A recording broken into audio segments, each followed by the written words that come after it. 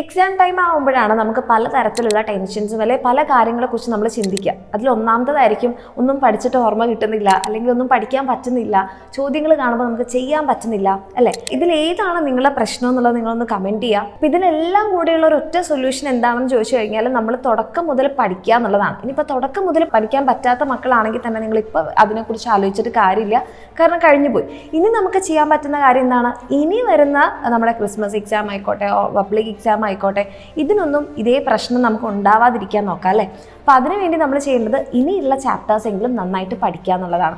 അപ്പോൾ അതിന് വേണ്ടിയിട്ടുള്ള ഒരു പെർഫെക്റ്റ് സൊല്യൂഷൻ ആയിരിക്കും നമ്മളുടെ എക്സാമിനറുടെ ബാച്ചസ്.